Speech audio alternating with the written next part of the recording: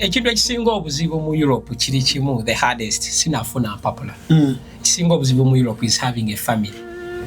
Ngeri wamu nti taata ne maama bali wamu. Ti abaana balaba taata ne maama. Wotuuka mu Europe the questions come. Abaana kituufu nandi bazaalidde Uganda oba nandi bazaalidde Europe. Omukazi nali mufunye ku Europe wa. Omukazi nandi mulese Uganda oba actually oliri nnyonyi booti. Most times depression wetandikira. Oba osazeewo nti ngenze depression etandikirawo. Ebirowoozo byokka bye bisinga tuluma e Bulaaya birowoozo. Kuba ekireetera ebirowoozo okubeera ebizito the distance. Okitegeera. Distance eri mu birowoozo bwe buzito bwo carries. Bulaaya I think those aba better ng'ova eno nga tuli mu fumbo. Kuba muganda wange yaŋŋamba zijjukira yaŋŋamba njagala kuleeta e Bulaaya naye njagala oveeyo nga tuli mu fumbo tuli mu serious relationship. Njagala oveeyo nga toyina mwana. Okitegeera yanzibirako kuba abafumbo olutuuka e Bulaaya eri engeri gye banyigamu. Ko omufumbo b'omanyidde okwewa essanyu buli kiro. Tuuka e Bulaaya teri agenda likuwa n'okwata omwaka ogusooka ogwokubiri ogwokusatu. Tegusobola kukwata. Gwagenda tonywa mwenge. Mbandaba kati kyali wange nangamba gwe kikulemeseza obaako omuzungu gw'oyogera naye because you have a sober mind. Nangamba obwongo bukyankalanyeemu.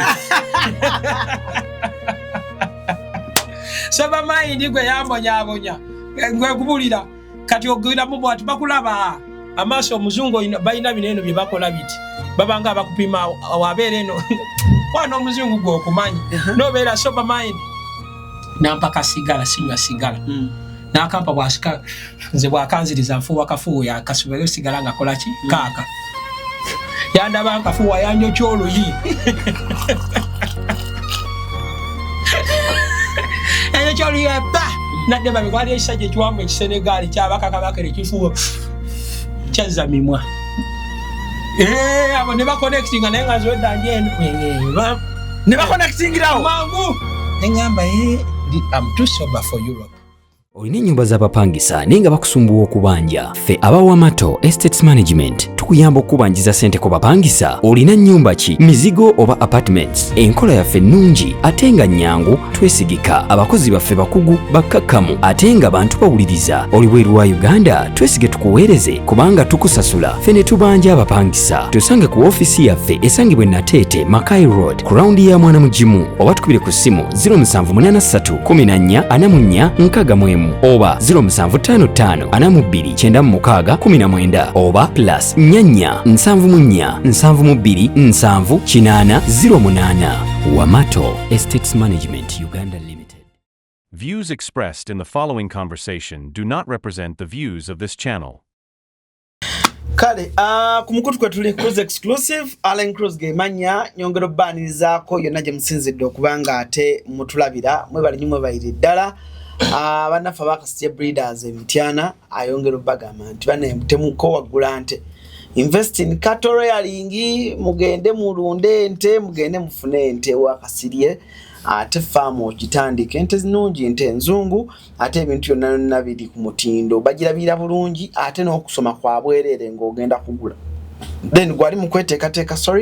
ali mukweteekateeka ate genda maaso obenga ate ogendayo n'okusoma obusomi kwa mitwalo 5 embeera ne banga etambulira bulungi nnyo malidadi sana. Tuli ne basajja baffe abalaba Wamato Estate Management bakutegeeza ati obulamu bukwate empola tewe stress nga namupangisa nga ba Wamato webali bajja genda basolooza ennyumba zo bulungi nnyo nagamba enjawo kye balina basobola okukwata omwaka mulamba mu njuuzo ne bagukuwa gonoogenda ne weesootinga abo ne basigaza ennyumba according contractinga ebbanga we baliragira ne basobola okuba nga ate bintu bitambulira ddala bulungi nnyo ku sayidi yo ne ku sayidi yaabwe. Na olunaku olwaleero as always nga mumanyi nyumirwa nnyo okuleeta hope. Ekigambo hope kitegeeza essuubi. Bringing back hope eri bavubuka bannange. Bringing back hope eri abantu ab'enjawulo. I believe so many people mulabye abantu abava e Bulaaya bajja wano bambi ne batunyumizaamuko ne tunyumyamuko. Reason being nti njagala nnyo okuleeta abantu dedda ngamba nnyo alani oleeta nnyo aboogera ku kyeyo obubi alani katufuniyako n'aboogera obulungi munne ng'aboogera obulungi mwebali nena abatanyumiddwayo nabo gye balira sigala tubaleeta. So today nagambye, why can't I bring my own brother mukwano gwange ono muganda wange obi wange mu muzannyo guno gwa entertainment twatobadda 2011 and one of the reasons lwaki nagambye nti kankukyaze manyi waliwo omuvubuka gwe nakyaza bamuyita Skyler. Skyler owagodi we South Korea. Yoga yanyumya emboozi bulungi. Skyler ine emboozi je. Skyler bwe yali anyumya aina point je yanyumya. Chokanga point eyo je yanyumya. Wajinyumiza nga Rena Netherlands. Kubanga point eyo yali egamba. Yaleka fame. Kwa yali atambula n'abayimbi biki kugira biki ngo bulamu buli bulungi. Nagoinga for better life. And tatoma. Sure. But why Netherlands nali nkubuuza Ken, how did you leave kubanga 2011 I left in 2016. Yes, nengamba 2011 wetwagenderanga ku Virgin Island okugira comedy nga tutandikiriza 2011 yawo comedy mugwe muli mu Konani omukebete smart ayo changa tukungana bright on knack kali tweeta the punked bunch nga tukulira abamuyita Abbey Rafsanjan yali ateleka mu America right now yali ateleka celebrity shed in Uganda club silk wetwatandikira so obulamu olabira ddanga atenga we wagendera Ebulaya nali ndaba nga ategwe olinganga anatera okutuuka kubanga nga ba Salvador babayita mu kushozi kuba wali comedian nengo okola luzungu kati ngatenda bamwe ba Salvador babayita ndaba era bwe wagenda nebuzinga Keni yiche ekimututte Keni yalabachi but that's all we're going to be jazzing today. That's all we're going to be jazzing today. Welcome onto the show. Kulikirayo ddala. Ojja genda ojja kugira otula manyi nyumira nnyo kyaza abantu. Kati gwe oli munansi wawa? Okweyanjula Abuto, thank you very much okundeta ku Alan Cruz exclusive. I'm one of your fan. Mumbere ye Bulaya nga kintuddemu nengamba Alan Cruz ataddeyo kaki okitegeera. Amanya Ken Van Mook ng'erinnya lyali lya comedy Ken Van Mook Young Money. Manyi tweyongerangako obuntu obwo. I know. Bright or Knack the pilot. I remember something the comedian Smart ayocha. So in our generation tweyongerangako obugambo bwe butyo Ken Van Mook Young Money yali stage name.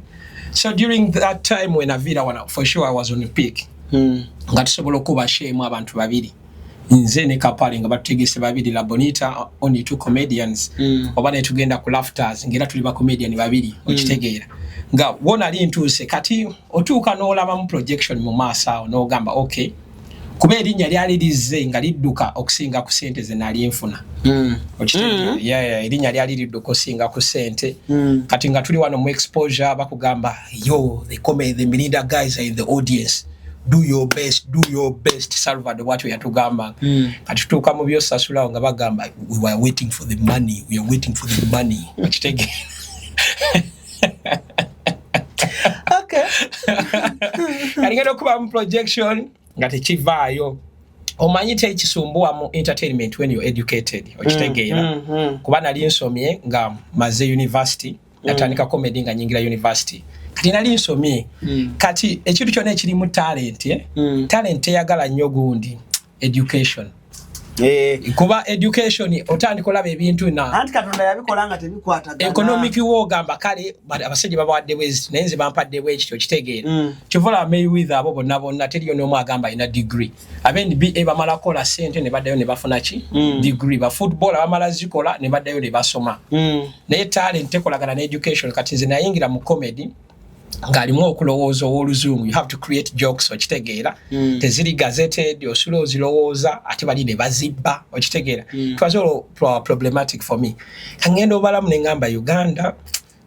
nensaba ku sente eziwerako okitegera ne bagamba abo bagayi balina olugezigezi, they are new guys, they have just come, baana bato. For us when we used to act tebatuwanga sente ezo. Nengamba okay, tata wo aba yalimisa nkumbi ate ze neosanga ku mulembe gwa tractor toyina yomba kuba ze zizira ku mulembe gwa tractor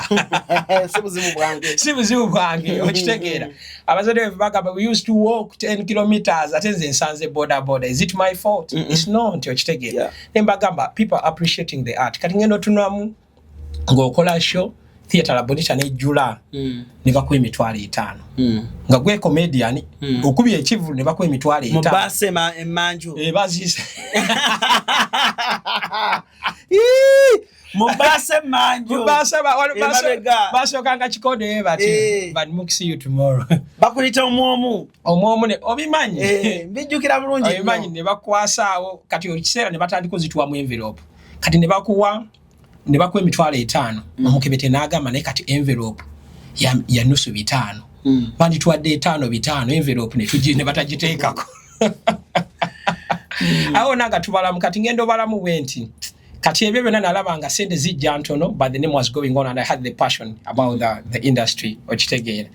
kati nentulamu nga tekijja kati ekyammalamu amaanyi ne mmanya Uganda nina ovaawo okitegeera nalinya wa bode wayise nga gayi gwe nanyumiddwa comedy wojjo akwe ebisinga byabadde mu ki mu luzungu engamba kati n'aba bode abantegedde ngenda yitawa awo nenkwatamu nempitamu mpaka Belgium. Where do you get the inspiration for Belgium? Belgium inspiration wajijjawo? Inspiration for Belgium because my brother yali agenze already ngamazeyo like 5 years okitegeera so nayenza okugenda ebulaya it was within me ever since childhood nga nkyagala kuba twasomera mu ssomero ly'aba Japan mu primary twali mu ssomero ly'aba Japan bali baliyita Kanita Education Center kati nga aba Japan bajja ne batuleetera ebintu ebyo ne batuyigiriza olu Japan zi harigato gozaimasu zi sayonara okitegeera ebisinga nabyerabira kuba twabisoma mu P3 kati twalinamu abaana nga bazadde baabwe bali best in the UK newe namanyira nti bulaya kye kituufu ng'obalabira ku visitation day baleeta ebintu biti ne baleeta kati gwe ng'olina butono nengamba naye kijja kitya okitegeera abaana be bakyalira abazadde baabwe nga bava bweru ng'olaba waliwo omuzanyo nengamba okay in the future njakola ki njagenda e Bulaya so kati ntuukawo mu senior 4 nengamba ngenze nti e Bulaya nenfunawo enoonyawo ka girlfriend awo akaki akazungu oba baali bakayita linnya ki senior 4 vacation kati nga nakafunawo makindi naye tetwagenda wala nnyo okyetya tomanyi naye ng'obala nti kale enzungu yekola ki yekutwala kino kyetuli okuba nti tuwangalira Bulaaya si kyajjo kiba kyava dda okitegeera kati wenamala senior 4 akawala baali bakayita Luzana I think she was 14 and I was maybe 16 by then. Nete tuida bigambo byetwayogera oba bya love oba biki okitegeera just being friendly tomanyi ku setting intentions naye ogamba okay time awo waliwo be bayita ba pen pals oba bajjukira omulembe gwa internet oyiza sula ku internet ekiro kyonna olinda nyumya na pen pal okitegeera kati anengamba okay kauno ka mentoring wenaddayo mu ssomero kati bakkiriza beera n'amasimu mu senior 4 ssomero lye nali nsomerako kati nga tulina kikolo boxing kubako nembuuza kyali wange Beka nti nga ngamba Kaluzana kakunoonya wano kakunoonya ne waliwo omuyaye yakaguddemu nengamba essuubi ly'e Bulaya likoze litemyawo n'ensoma gundi senior 6 etukola comment obula jokes zange nafubanga nnyo olaba nga ziteeka like mu luzungu tukwatagane n'abazungu abalinga mu audience era onajjamu joke nengamba my first girlfriend was a white woman but I had to drop her because every time I walked with her people mistook me to be her tour guide awnezi jamu line yawo so bwetu enamala nempitamu kati brother wange yali agenze already nangerezaako awo yangerezaako I think in 2000 yali agenda kubatiza first born we nga ndi ku university I think I was in second year nga ndi intention was clear I'm gonna go and come back okitegeera the intention was clear kuba nali njagala maleko university kuba nali nsomedde ku government sponsorship okitegeera abasajja ne banyima rejection banyima Belgium baku mu mulundi ogwasooka mye byenjagala ebyo banyima obutagwamu ssuubi banyima nengamba okay ne bangamba after 5 years osobola okuddamu n'osaba After 5 years? Yeah. Nga bagamba your fingerprints are out of the system. Tibaba zijemu, you can apply again. Ngebyo embassy bwegamba oba palapase walk street. Palapase abantu bali bagamba because by then I think it was 2010 okitegeera nga tebajjako fingerprints okitegeera but your name is in the system. Ne bagamba osobola okola ki tujja kuddamu tugezeeko. But the intention was clear. Nali ngenda kubeera ko kubatiza kwa my nephew oba bamuyita omwana wa muganda wo mali nkomewo bazungu ne bamugamba gwe wagenda tewadda ne muganda otajja kudda reject nawulira heartbreak yaliwe y'amaanyi kuba by then awo week we nateerayo natandika osoma ku gundi by then bali bagiyita Sabena Airlines yafuka SN Brussels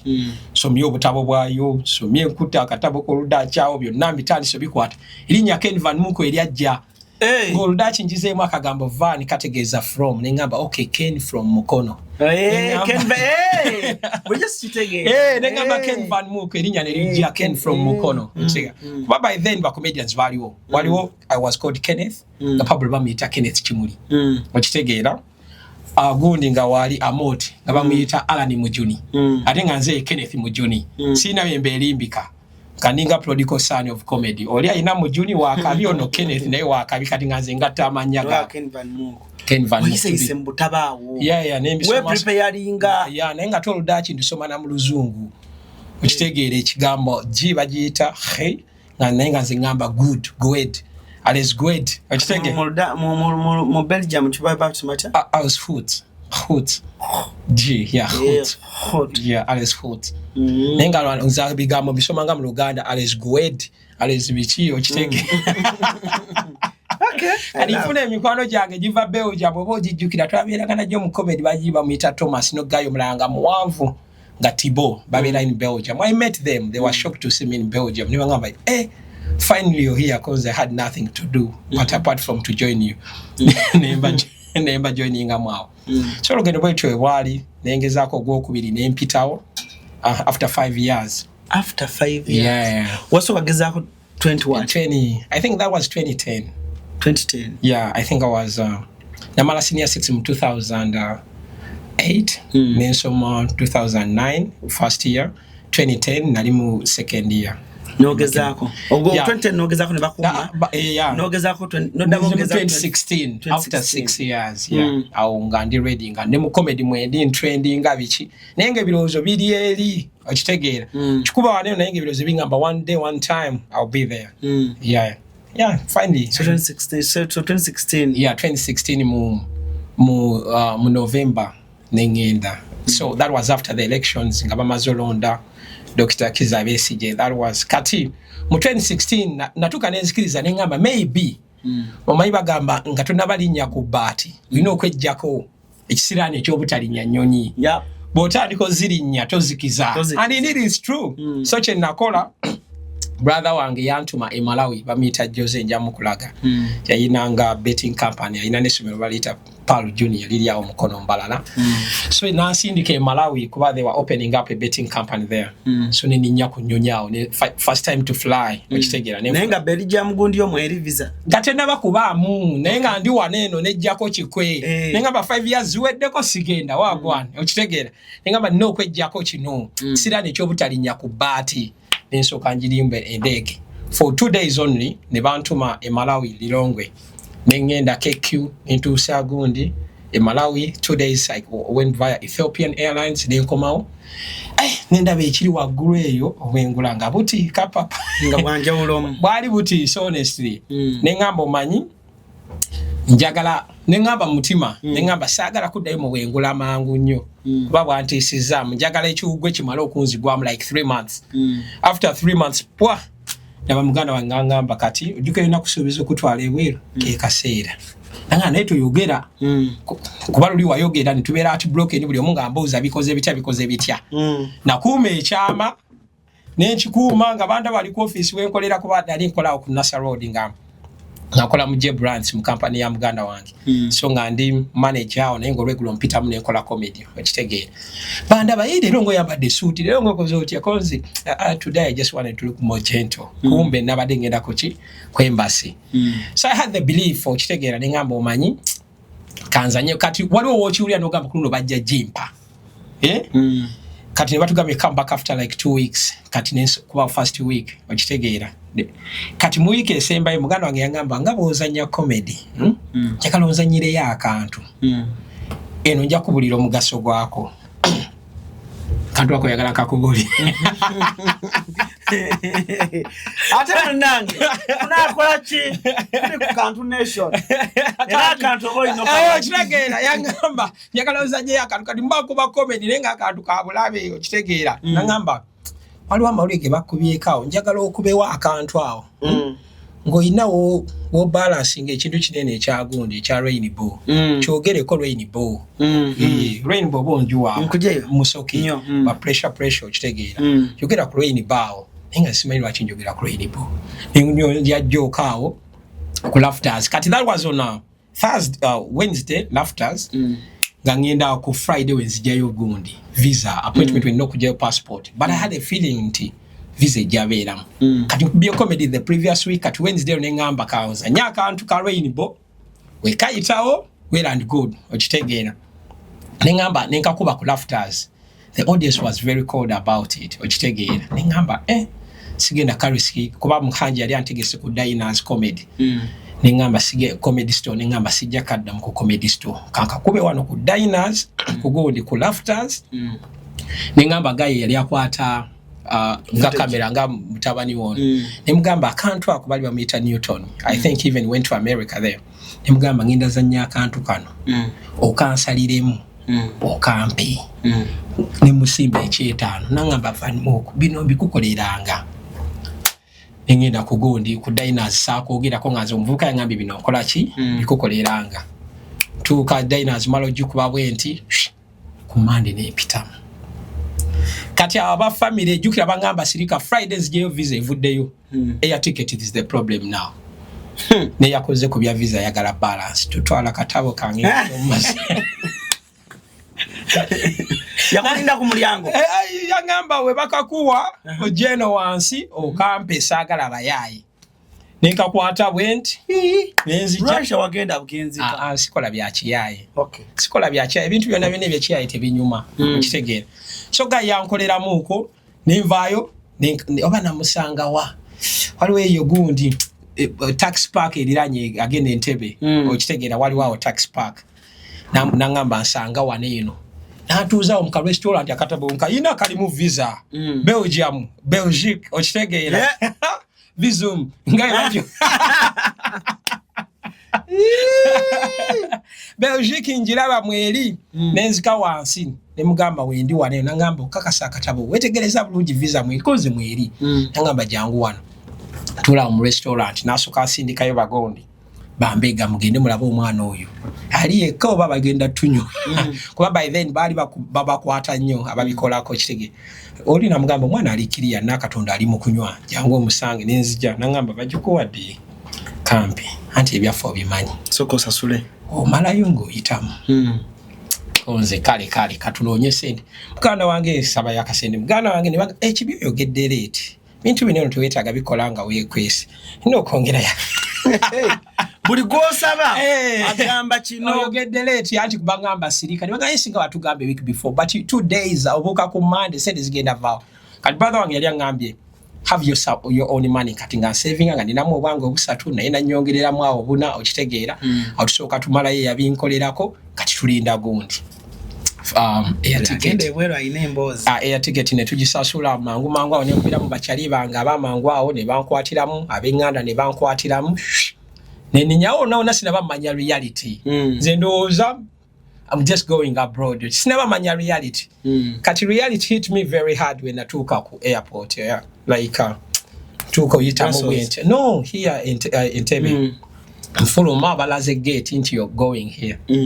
Amaziga jigava samanya. Nimbanya kati kireka Uganda mulisi. Negaja I got emotional nenkubira ku mama wange nemusibula baganda bange bonna nembasibula. Mbakubira nemba I send them messages nembagamba thank you very much. Nekubira mama nangamba Keni wange unesewo bichi nemugamba mama sawa yakula nga musajja okitegeera nebagamba teba kuyita ba Miss Boy nemugamba jakakasa gwe mugalanda second last mu mama wange okitegeera Emugamba mpita Mami's boy naye tofaayo. Ojjaka kasati siri Mami's boy. Ennumba. Now kozesa Qatar Airlines. Then I went to Qatar. Then from Qatar to Brussels. Nasango Abugundi. It was time autumn. Moving from November bela autumn moving towards winter. Gawanyuguka. Naye wali awe batu ne nandi ng'ebire n'embikuba wali immigration n'envimba mwawo. Ne bagamba yeah, welcome to Belgium. Kati bagamba immigrants should go back ne bagamba ne mwabangamba welcome to Belgium. Sina jenda ka. Watuka campaign ekweli. I tell you by then ati abazungu bajja ne banyiga ne bagamba immigrants should go back ne bagamba you told me welcome to Belgium, enjoy your stay. I hope you enjoyed it, I'm here. Okay. Yeah, so we'll get the way to where wali ne pitamu. Yeah, kisoboka. So chiche wali olowooza ku nnyonyi ngoleka career ye mabega. By then career kuba I had a dream to perform maybe live Apollo in the UK. Nengamba from Belgium to the UK is very close. I can do live at Apollo. Ochitege. That's now manya reality erimu. Botuke Bulaaya ng'oli serebu buli chumba chikugamba day one ebya serebu byerabire. Engamba kintu kyange kyenzimbe emyaka 5 ate mungamba nkyerabire. Bye bikyebyo ne bagamba wano ali serebu tamalaako byeyambule. Nenkwata nenkola ki nembyeyambula nembeera nomo okitegeera abantu nembeera mwabo kati kumbe mwalimu abalaba YouTube ne bagamba nakulaba ng'ozanya go nakulaba ku Serena nakulaba ng'oli ne Fun Factory ne bagamba siyenzi uyu muganda wange. But in conversations they would find me very funny. Then they bagamba neye gwe okitegeera ne bagamba siyenzi because antu ebla ababera nnyo ku internet. Yeah so bine byeyambula nebiteeka ebbali kuba ojolabe talent ng'ovudde wane kuba nebuuzanga ekyangomya nagamba okay byeyambula no problem nengamba naye basirebu bonna abaali eno when they went there teri n'omu yali akubye hit ng'ali eri eri we wasinga ba producer abakabi we wasinga machine ezakabi naye lwaki teriyo n'omu alina hit ng'atuuseeyo nengamba reality has to check in. I have to follow what others have been doing. Nembize ebbali. Then I moved in, but talent always keeps on. Ochitegeera kaweba kanojjukira jokes noziwandiika nogamba tiri wengenda ziperforming noziuza nozigaba gendo laba abaana bonna balinga abeyanziza webalegenda jokes zange bakube eno ebakube in Uganda bazikuba they enjoyed your stay in Belgium. They enjoyed my stay in Belgium, so bakuba nyingi nnyo so yeah. Nevertheless naye kati abamu bangamba naye watusookayo otya ngambire kwesemula kwano bangamba watusookayo otya ekintu nga wakibala mangu ffe lwaki kyagaana ne mbagamba buli omu alina osavinga Alan Cruz nawe olina osavinga sasa singene savingemu kokolotya olina osavinga naye waliwo engeri nyingi ezosavinga kati okitegeera nakugamba osobola ofuna empapula ng'oli wano nga togenze eri n'ofuna kaadi yo ng'oli wano 5 years nga bakuyita EU resident nga toleseewo studio yo toleseewo bintu byo you can do that. Yes, which was in that time. Even the other time kyaliwo but no one talks about it. Emirundi byobadde wale bonna nga bakugamba jangu ebulaya kuliko yali akugambye option eyo tyosobola ofunira empapula wano kuliko yali akikugambye naye tekisoboka kisobokera ddala. How? Ekisooka woba oyina mukwano gwo gw'omanyi ng'ayiseemu ebulaaya mugambe mu mboozi nteekaamu baabali ebulaaya bamanyi ekyo kitegeeza mugambe kyali wange mu mboozi nteekaamu zinja kuwa ssente zo wayitamu n'afuna ng'abikukulirako ng'ogenda yabeere sacrifice time gy'amala mu nkambi mu senta yeebaka akuba bidabulini byonna amanyi teyeebakira bwereere ojja musasula. How was Belgium nga wakatuuka? Belgium nakisanga ennyo akaseerako. Belgium is a conservative country. They are very reserved. Some region gy'obeeramu okitegeera. Ina mukwano gwange bamuyitaani oli omukyala. Cynthia. Yes, Cindy. Kali atya. Cindy gyali mu bede. Y'omu ku babede mu Belgium awo. She's very ambitious. Asomye. Buli mwaka aba akyusa mulimu. Cindy bw'olikomawo Uganda twali twogeranga ne Cindy when you ever come back please noonyako. Yeah, Cindy mu bede eri. Akikuba asomye she's always ambitious era namusanga nangamba oze mu Belgium but the one bakozesa Dutch the French don't hesitate to go back and learn ukitegeera kati awo nengenda n'ensoma languages zo zanyangwira because I was passionate Belgium bakozesa French Dutch ne Germany ukitegeera kati it depends on the regions zoli oluzungu just mweluli olutonotono basobola okuyamba but it's not their official language official language is French Dutch Germany kisinzira kati Belgium yawulamu ebitundu like bibiri waliwo gye bayita Wallonie the French part mulimu nga gundi provinces nga Namur mulimu Luxembourg mulimu Liège Club Liège ndozo bozimanyi ezo zonna Club Rouge kati awe bali mu Flanders abagita Flemish okitegeera abo bebogera Dutch mulimu Antwerp mulimu Ghent mulimu Luxembourg is a province in Belgium but it's close to the country called Luxembourg era olinya train ne kuje Brussels ngogenda Achlo Luxembourg ziri biri it's a province waliwo ensi Luxembourg then waliwo ne province eri mu Belgium called Luxembourg and that province borders with the country Luxembourg Luxembourg mu Ludachi oba French bagitanga Luxembourg yawe bagitanga so kati awo ntuukawo nyingira mu bagamba we can't keep you long tusobola be around for quite a long time system ino kumanya kuba isingo obukulu system kumanya era omuntu yenna ali e Bulaaya ng'oli akuyambyeko that first time omuntu ne luba lunaku lumu aba ateekinze risk y'amaanyi okusuza okitegeera so people have to be appreciative system okumanya kitegeeza ki kuba abantu batyo receiving abantu because of human trafficking for example yinza oleeta omuntu ng'avudde nanywedde akatwa tamanyi bamukoze betya n'omusuza n'afiira mu njuuyo awo wonna gw'otandika ne murder case ebeeko eri registered on you afulidde uwo yazze mulamu immigration yamukirialize nga mulamu okitegeera so to avoid those risks zonna kiba better n'osooka ne weewaayo mu authorities mu immigration n'obagamba nze kusaba buddamu sidda waffe okitegeera system n'ekumanya kati wonna gy'ogenze buli omu asobola okusuza bano abakulimbalimba asimanya asooka obeere wano ffe tubadde wano sooka okikubire wano ebyo byonna bizza mabega time gye weewandiikayo papa nti nnyingidde leero nakyo kikuyambako mu time wotuukira osaba obutuuze katugeze bagambye lindamu okwana emyaka omwaka gumu ne gugenda olisaba obutuuze sisimu ejja kugamba tubala lunaku lwe weewaayo so gw'obala nti obadde wano emyaka ebiri bo bakubala wakabeerawo lunaku lumu kuba lwe weewaddeyo tibamanyi gy'obadde so kiba beta oluyingira bwoti maximum ekinene nnyo wiiki emu ekinene nnyo ne weewaayo oba even okwewaayo on the first day n'ebibuuzo biba bitono kati weeweereddeyo ku airport kisoboka okweweerayo ku airport oba osooka oyingirako mu nsi olabeyo ojoogemu olunaku kuba ku airport bwe bitakwatagana oddayo bitakwataganira ku airport oddayo naye ofunamu chance n'oyingirako mu nsi bajja basobola bikukwasaganyizaako olinaakuyamba n'oyingira mu nsi so n'oyingira system erina okumanya kyekyangwa ennyo kuba omuntu akuyamba risks bambi oba ogenze abamu oyinza ogamba gundi namugamba but you need to understand them waba tasobodde I know football and system ekola kikale sooka weeweeyo system ekumanya for someone watching us for the very first time as a fresher ngozeeyo n'oyambala engatta ezo nga wakayinga Belgium what problem what problems did you face as a black missionary? Black missionary, the problem gye nasooka ofuna I spent like 2 weeks okitegeera nga sinaba kwewaayo good enough nti omuntu yali antutte yali muganda wange is my relative so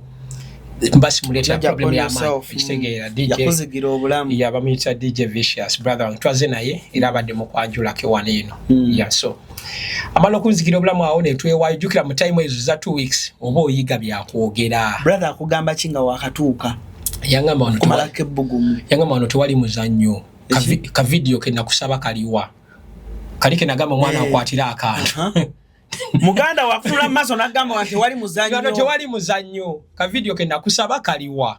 ningamba ate omuvubuka agenda kamera nangamba kyekyatemya abantu be Uganda tewakite mubeera serious nga muri Uganda kati gwe ojala bakitegezo bera mwene ensinga toyina mpapula ka video ke nakusaba kaliwa au ne nzijayo ko gundi message nempereza Newton ka video kange nangamba mwana ze ndi mulokole sikwata bintu ebyo Naulira kaweddemu Newton yagamba ndi mulokole nga wamuwa sente bulungi era Newton he lives in the US right now yangamba ndi mulokole sikwata bintu ebyo ngamba kaweddemu ne mugamba yino message bampadde nanga kati gomanyi ogenda uli empapula wezikaluba wayina platform nekugamba ekyokola nokiteeka mu muzannyo kati waliwo yali awo atuyambako mu kuzimba emboozi yafaawo kitegeero manyi nave Uganda nga nze manyi emboozi manyi bantu bazannya kaboozi era tuukiri nga tulina ozimba emboozi awo kitegeera kati obeera olina mugamba tiweeraliikirwa oba tekiriiwo is a sharp man tujja kitetenkanya so that's how it happened kavidio Newton sakalabako nze natuuka buli kintu kye nali nsuubira Uganda from that time teri n'omu yakimpa ntuwatusuubiraki waliwo bye nalekera sente zange bagamba kuba ye time nyingi de sikola nze nali manyi ngenda tuuka ntandikirewo okukola ne bagamba waneeno tewali muzannyo sooka onoonye empapula zikukkiriza okukola kati yala zikubamu awo weetagayo be nalekera sente zaabe ne waliwo yaŋŋamba wabula oli mu kopi otuuse Bulaya ate okyabaaja emitwalo 2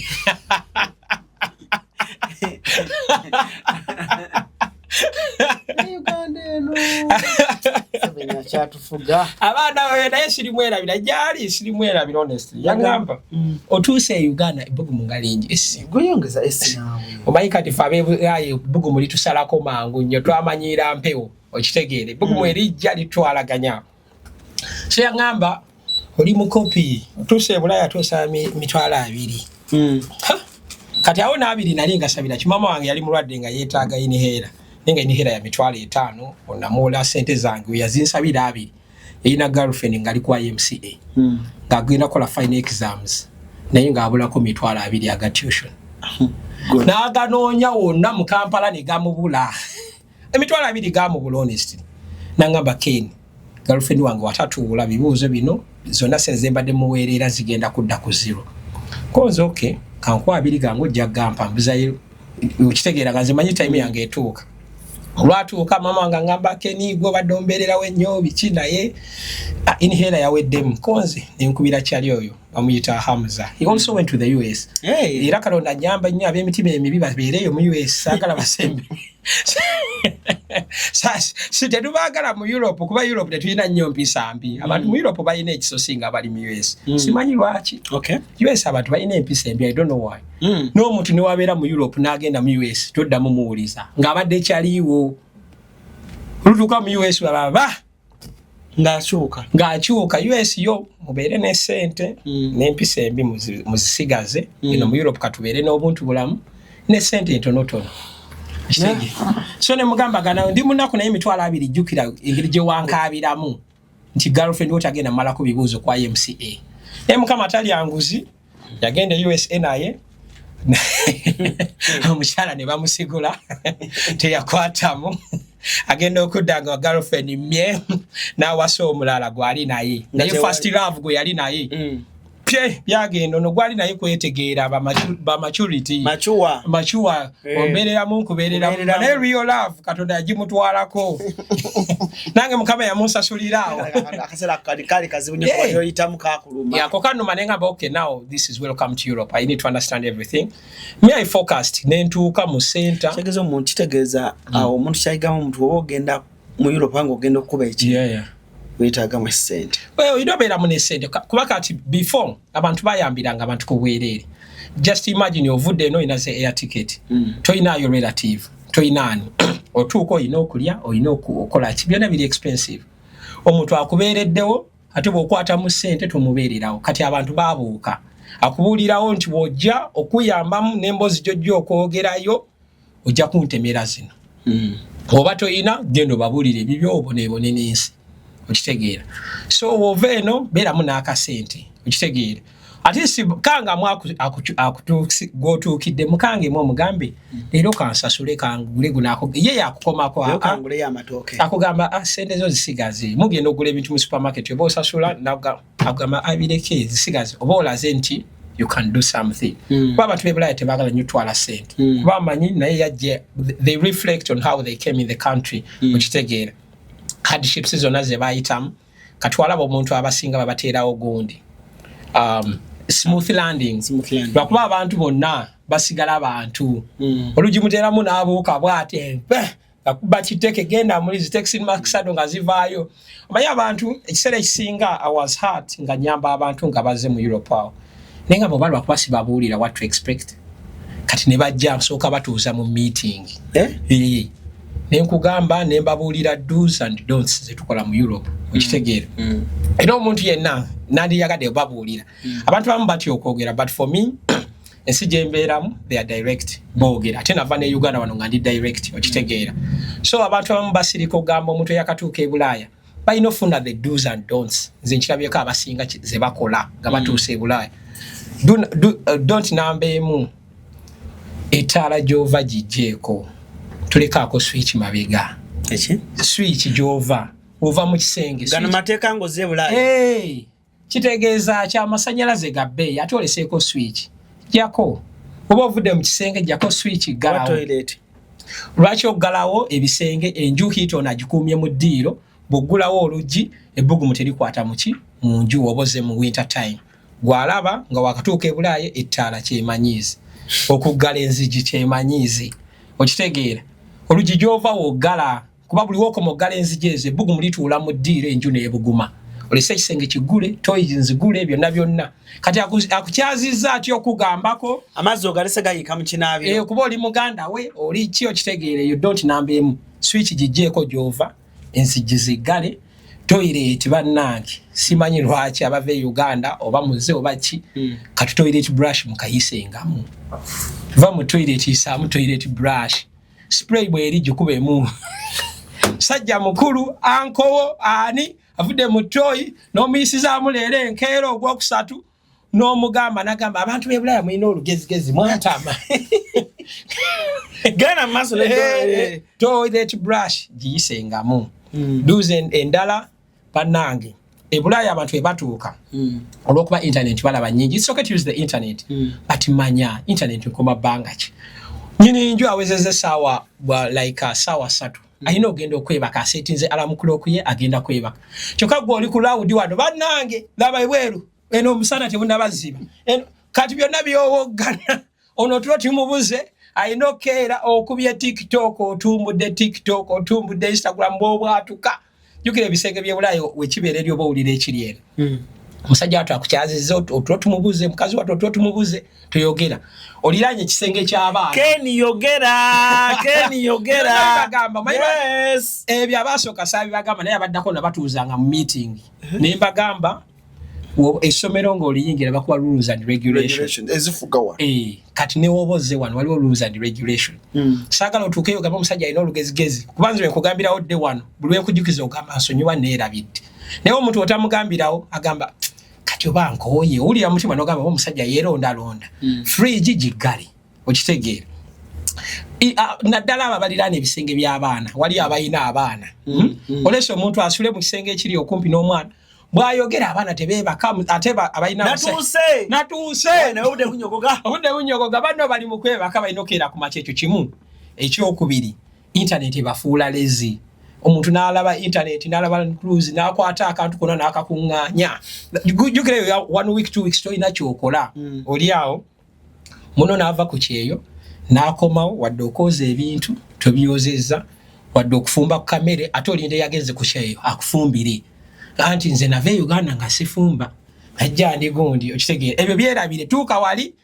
kwata YouTube olabe how to prepare a meal fumba akamere omusajja ajja akasange talina ava ku kyeyo ate akufumbire ng'olwakuba ava e Uganda tofumba nange nava e Uganda nga sifumba n'enjigiro eri ofumba. Keni wazzi oli mukambwe. Abantu batukoze ebibi bingi abakajja bangi bakoze. Ate nabayita ab'empisa embi. Keni gwasoose okukola kyogete ennungi. Oyogedde amazima. Anti abantu babuulira no obabulira bonna bye bakuyisizaamu obuliri bwale obuliri yala bubwo bwokka tokwata ku bwoli kuba no one wants to be your slave oli waka osiibyewo oli nakugamba ngenda ku kyeyo naye nsaba onzigireyo omwana ku ssomero oluvaawo bwoti ng'ofunye papa bannange twasomba abaana ku ssomero bannange nga twafumba kapiraawo nga twakola kaki nga twaleeta kajuusi olwabuuka naye neyeerabira to be honest awantu wootuukidde togula mmere tukola ki osiibyewo olunaku lulamba oli ku internet how do you pay back kitwale nti ozze mu Airbnb ebulaya wali eri bakusaba oba euro 25 euros per day tuziina you don't know how long you're gonna be here okitegeera omuntu akubulidde emboozi agikuyigiriza akubulidde balina okuyigiriza n'engeri gy'okwogeramu okitegeera logical thinking alina obeeramu mu byoyogera abikuyigiriza naye olufunamu empapula n'obuuka ogamba bwana gondi anti oluusi walusiivinga basatu kati bwe bagirayo batyo nze nabagamba ebintu byokola bino batandise bakwegulako awo bakuleeta kajuusi bakataddewo bakagiza ne bagamba bulijjo mbyekolera nga temuliiwo ne babuuza ebintu bino byokola bonna afuna empapula osobola obikola kuba empapula omutima womanyira omutima gw'omuntu nga gukyuse kasita zijja weeziti ali mu bufoowalimwasayira empapula kasita zijja weeziti womanyira omutima gw'omuntu waneero nga talina nze nabatuuza ne mbagambanga ne mbabulira bye bampisizaamu naye nga bwe balwa kuba baasooka tebampisa bulungi bano ne mbatuuza meeting one on one like a principal ne mbatuuza ne bakuba mungalo abantu nga babi ne bafuna sente nabo ne bafuuka abantu nabo ne bafuuka babi nenga ate ensooba togimanyi newandisuubidde nti bannayuganda banno ate akuzibuwaliza obulamu ebyo byonna byonna tubirabye bankuba kye bangi bakoye people have done them bakoze ebibi bingi okitegeera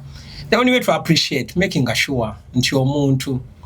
eyakureceiving is also proud of you kena maaso neddoli agamba ogundi simwogerako bubi I'm proud of Alan okitegeera but is Alan proud of you gamba Alan simwogerako bibi naye akaseera ke waliwo is Alan proud of oba wavaayo agamba kati ate waliwo ekintu ekirala bankuba bana abantu betureceiving kibakwatamu obubi osobola omulaga nti toyina sente n'omugamba zino sente siina open ebulaya tuli very open account n'ogimulaga zero n'omugamba naye tulina obabeezaawo muli wane n'omulaga kati wagenda mu nkambi eyo wali akasente ke batera obawa okitegeera oba euro 5 oba mmeka jjukira oluzikwata bw'ati tasobola kugamba naye omusajja ambeereddeyo emyezi 3 nga sifuna kasente kati ngende nguleyo ennyaanya kanguleyo ki ayongera alaga nti tayina yamanyimu abali eyo mwafuna dda sente naye n'akawunti ogimulaze olukwata euro 5 ng'akuba nsawo 5 endala akuba nsawo olumala ng'awa mukwano gwamusindikire jjukira mukwano gwe gwawa osindikira naye empapula tannabamyuka ati osindika agenda olaba akuweereza keni n'akasente koyagala ompeereza eno ogenda oteekako namba mobile money gye bakugamba amannya gereeta yono omuntu gw'osusa n'ogamba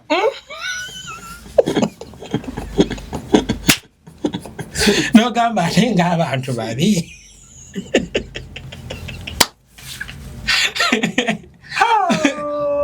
mobile money ng'amannya gereeta y'omuntu gw'osuza naye nga tasobola abantu abakoze ebintu bingi omuntu omulisi wangamba olumuntu ali kusimu nonga Alaninze nali nakowo naye simanyi ng'eki gye nnyinza kyejja ekyo kyo nkisaba Katonda Mukama Katonda era nkoowola ku shene ya Alani nzijaamu omutima oguyamba gumpisizza bubi nnyo emyaka gyonna nkusaba ogungi kyoka gwe tofunyeemu nze kimbeera happy nti nyambye muntu munnange nyambye munnayuganda munnange but bonna abampitiddemu mu mukono like teri gwe ntula ne ngamba I'm proud of this one for them they are proud of me kitegeera teri gwe ntula ne ngamba I'm proud of this one kitegeera but for them they are proud of me oba kitegeera to be proud of somebody no they are proud of you kitegeera ogambe Alani kwesiimisa okitegeera naye Alani naye akwesiimisa okitegeera abula naffe abatuuka ku Bulaaya eyo awo bakyuseemu kuba otherwise oba Bulaaya genda kaluba oba tolina relative wo honestly mu Bulaaya nga tomuyinaayo beera n'empisa naye obeera ne relative beera n'empisa gyali kuba bangi batutte baganda baabwe tebakyayogera nabo banji batutte bamaama baabwe abato tebakyayogera nabo banji batutte bakulu baabwe tebakyayogera nabo n'ekintu kyava kuki halo ndi wano eno binkutte musaba kunzigirayo ku mwana ku ssomero no naye najja kujjayo baana ku ssomero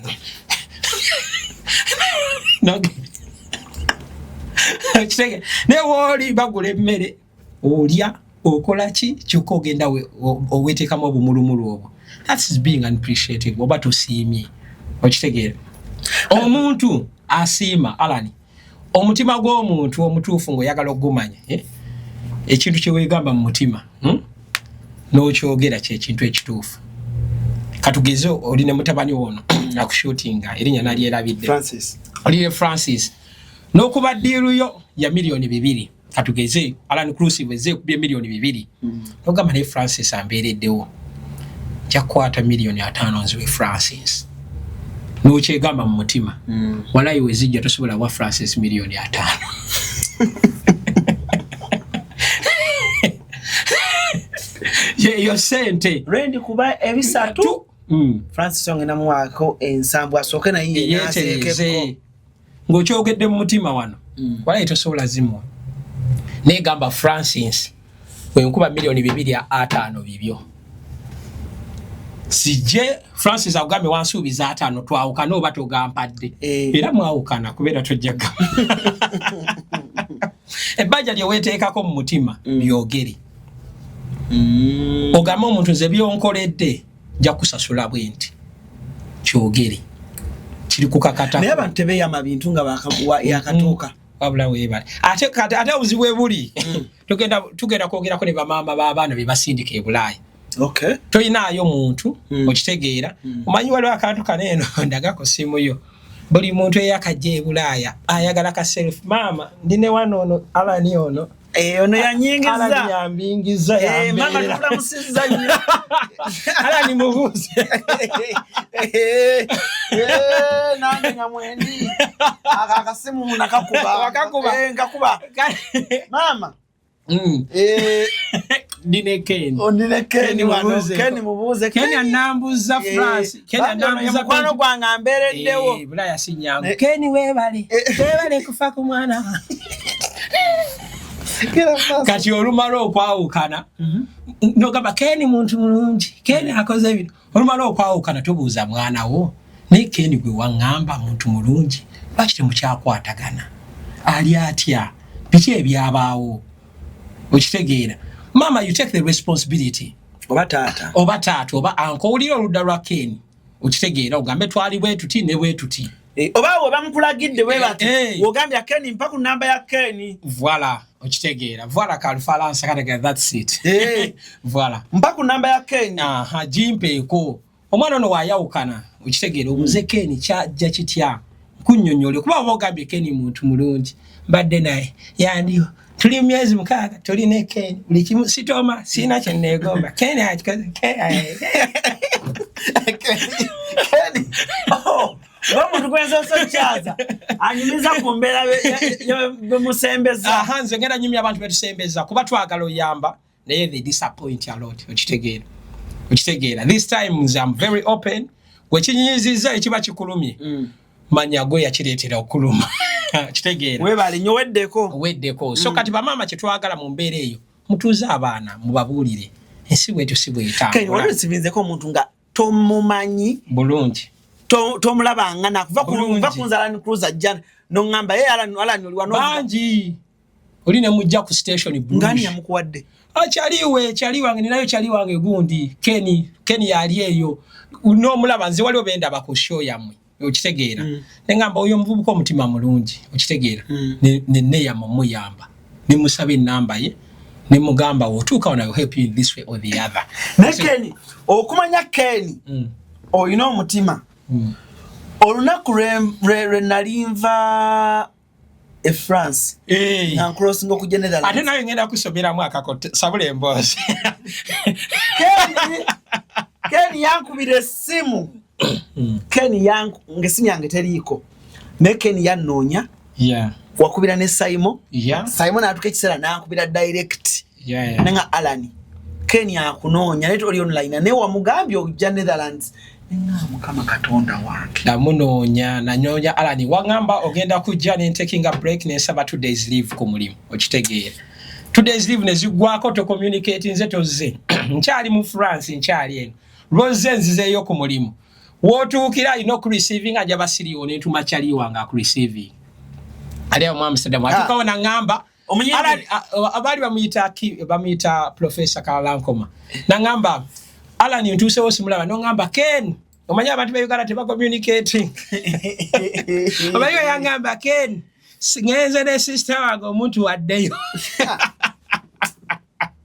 awo muntu namujja ku mulimo lwava ku kyona mugamba yo kyali wange nnyo mulize for the previous 2 days nga tasobodde naye this time sagala agamba abantu be Bulaya batuka ne bakoleka ku sigundi beerawo era yo wangamba nvuddewo ndi ne sister wange konzo oli naye nti oli safe nti ye oli ne mugamba bambiddayo oli afunyumulako ye kale blame yaliyo to communicating abulungi ako navo tukakola si kalungi communication tupala bupazi Uganda waneno tewali kigambo kye bayita communication omuntu omita ku mukolo n'agamba nja kujja ne muganda wange oba ne mukyala wange nga muli ku group yemu ne mukyala wo ng'ali ku group okitegeera ne batajja oba omunajja omukyala n'atajja n'omubuuza omukyala omulese wanaga omukyala abaddeyo ne party wali omukyala abadde wali naye nga n'omukyala ali ku group gamba kimu bannange list y'abantu gye mukoze on that very day as a couple tulina visiting omwana ku ssomero nze nja genda my husband will represent that is formal teri agenda nyiiga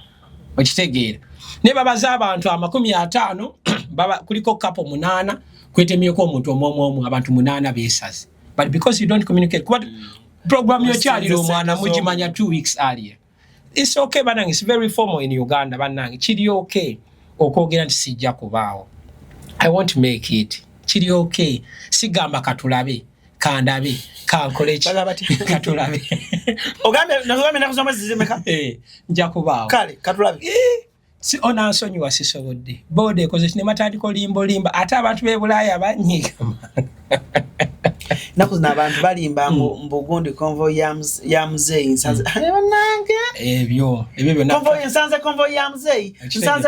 muzei but it's better to communicate. It's very okay, make things very okay sijja sobola muntu kimugambe maaso sijja sobola ne kandabe tebinyuma okozesa muno program embi so bwekito wekiri wajje Bulaya zina ku meeting na ku receiving one saving ne kutwala mpaka Den Haag ewa sister wange tugira bulungi ne ngamba yoli safe bulungi byonna ne nkuyisaawo nodda kwa Alan Cruise no gamba nabaddawo mu Amsterdam ne chali wange producer gene Ken van muko dota mwogera nenga baba kuba yansanze mu ka studio Ken kutopira sewo naye wadde tokana kusanga studio shezi Ken kutopira bera nengamba Netherlands zao msajja wange isima pro nengamba MC Rich Ken Rich bani Ken Pozi mchala yani Mama Vida Rachel Mama Vida omwana ona awayirize ebintu na nawa abula bane mugamba Mama Vida kimanya Alan atwera biti nake baba yatusanze mu studio nengamba okay ngaba nsanze mu studio nange nyamusanga mu studio mubulire Ken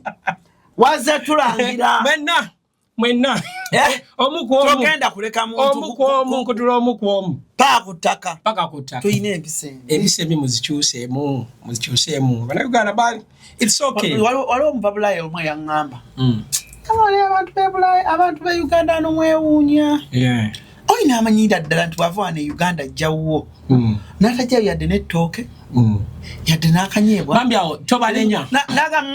yangamba nedda omuntu alisi omanyayo ekintu ebibulaya kibanga ngaffe bwe tuba tujjayo n'akasaati k'omwana wo kati risk ekirimu wemba mbadde nzija eno n'enzirayo first time sobola kwetika bintu ebyo omuntu yenna alinnya ennyonyi first time ebyo obyetika ekisa ekyo kyonna kijja kukomya ku airport kuba jjukira abasinga ono agent akolera paperwork akugambye oli mechanical engineer ogenda malayo 2 days okomewo bakuwadde visa ogenda beera mechanical engineer Poland kyokka weetisa amatooke balaba ebinyeebwa agamba naye gwe mechanical engineer onadda muke n'omutwala wo mechanical engineer inobeera mu ne spanner